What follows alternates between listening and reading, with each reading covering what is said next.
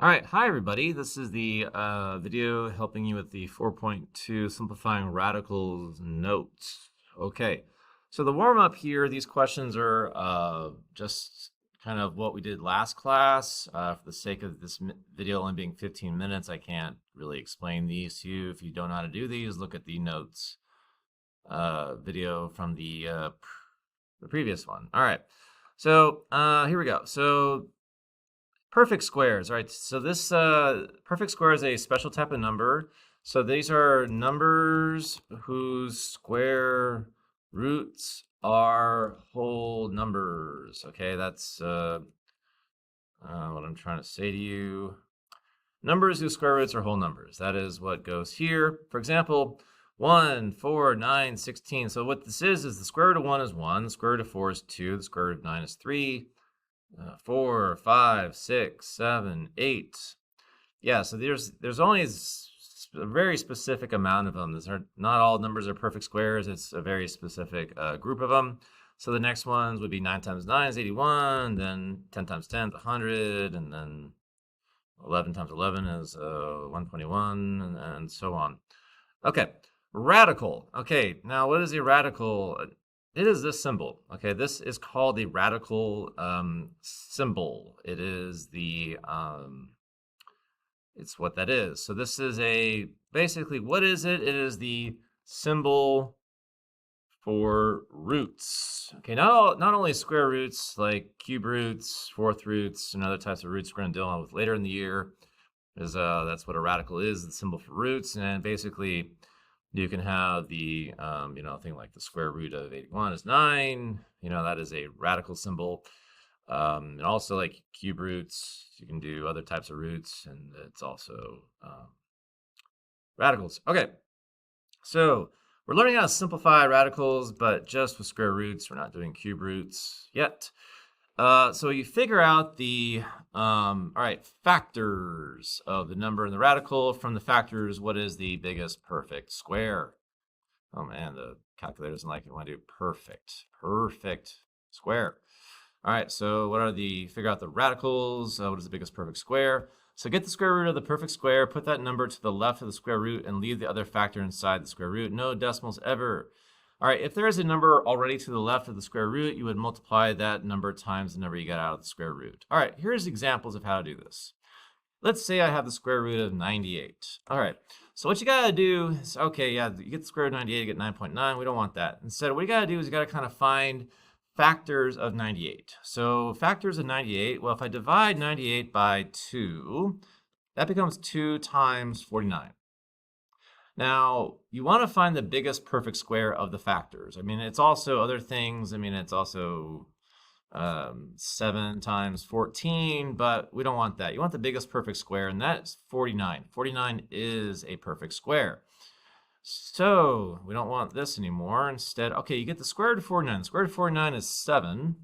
And then what stays inside of the square root symbol is the number we didn't get the square root of, and that's the 2. And that's 7 rad 2. Okay, so the square root of 98 is the same thing as 7 rad 2. Notice they both have the same decimals.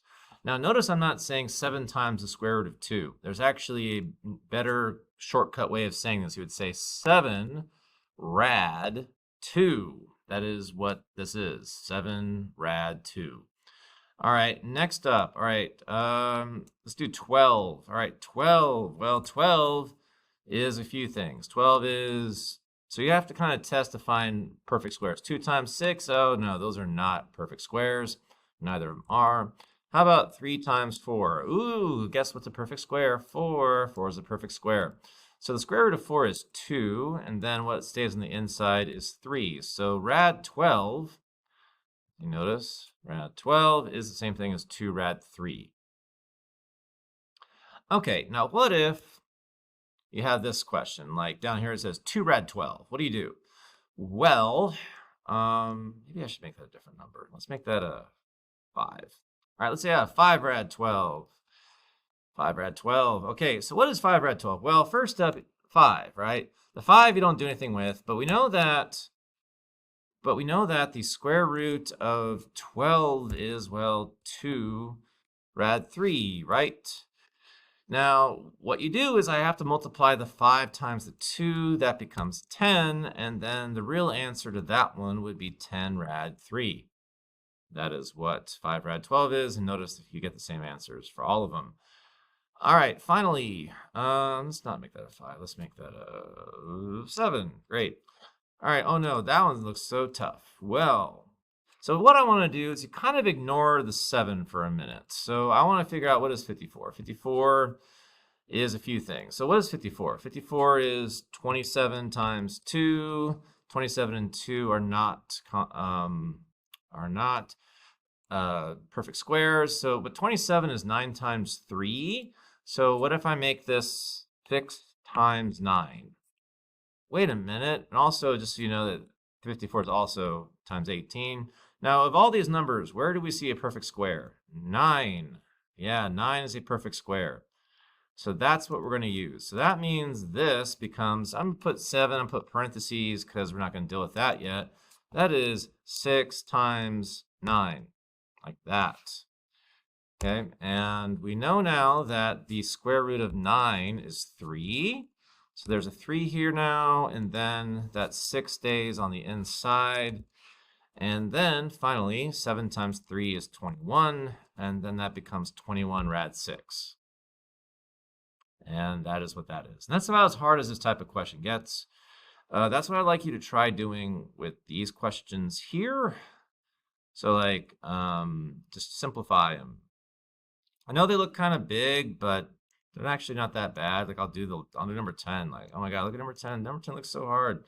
Well, okay, so first up, the 3 doesn't change. All right, 343, what is that? So let's say you have no idea how to find factors of a number. Well, divide. Let's see, it's an odd number, so there's no point in dividing by 2. How about 3? Oh, 3 doesn't work. 5 doesn't work. 7, oh my God, look at that, 49. So that means 343 is actually 7 times 49. It is. And we can get the square root of 49. That's 7. So that becomes 3 times 7 rad 7. 7 rad 7. And then 7 times 3 is 21. So this becomes 21 rad 7. And that's what 10 is. All right, that's how you do it. All right, now if that's not enough for you, let's do this with variables. Yeah, notice we haven't done any x's or y's yet. It's all been numbers. Well, what if there are variables? Okay, simplifying radicals when there are variables. The square root of a variable with an even exponent equals the variable with half of the exponent. Meaning, all right, square root of 8, I'm sorry, the square root of x power of 8 becomes x to the power of 4 because 4 is half of 8. We'll get a little bit deeper into the whys of this kind of later in the year, but this is just something I kind of just need you to remember. Because if I kind of talk about why this is true, it'll get weird and complicated, and I don't want to get weird and complicated with you. So, all right, the square root of a to the power of 12 is a power of 6 because 12 divided by 2 is 6. A variable without a shown exponent means the exponent is 1. The square root of that variable would just stay as the square root of that variable. For example, like square root of x, it's just square root of x. You don't change that. There's no simplifying to that. Now here's the hard part. What if the variable has an odd exponent? Okay, so step 1, subtract 1 from the odd exponent. For example, let's say I have x to the power of 7. All right, 7's an odd number, so I can't really get the square root of 7 because we want half. Instead, you have to split that 7 into a 6, and, well, that's really, 1. Okay, that really is a 1. You just don't ever see that 1. And, because that's 6 plus 1 is 7, okay? Now, you should have an even exponent, meaning this 6 times this 1, okay? And then you would divide the even number by 2, which is x to the power of 6 becomes x to the power of 3. Get that variable with half the exponent out of the radical like it is here, and leave the variable of the power of 1 inside the root, meaning this. So this would be x cubed rad x. That's actually how you would say that. All right, so that's with 7, so this is 11, so the 11 becomes 10 and 1 again. This is w power 1. And then you do the 10, it becomes a 5, and then you're left with w power 5 rad w. So let me do these examples. All right, so 36 times 8. Okay, so the square root of 36, 8 power of, say, x power of 8. So square root of 36 is 6. Like, that's not something you have to do fancy radicals for. It is 6. And then x, and then a half of 8 is 4, and that's what it is. That is what that becomes. Now over here is a little bit harder because 45 doesn't have square roots that weird. So 45, if you figure out, like, there is a perfect square inside of its factors. It is 9 times 5, that is 45.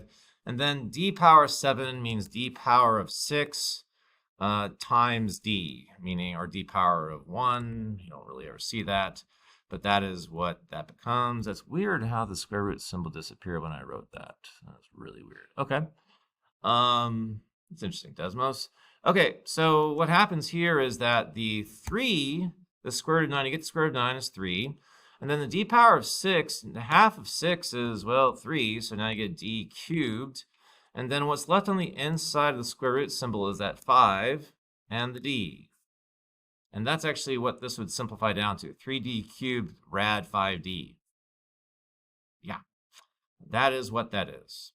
And that is how you do these. Now I'll do one of the harder ones just in case I'm going too fast. I'm going to do 18. So 18 says 80 y power 11. All right, so 80.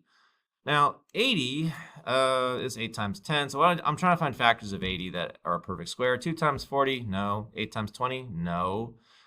8 times 10, no. 16 times 5 is 80. 16 is a perfect square.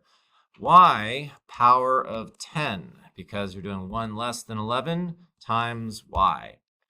Okay, now the square root of 16 is 4. The square root of something to the power of 10 is a 5. And then what stays inside of the square root symbol is what we haven't dealt with, and that's the 5 and the y. And that would be the answer for number 18. And that's how you do this. I hope this was helpful. You may have a good rest of your day. Try the rest of these problems. Thank you. Bye.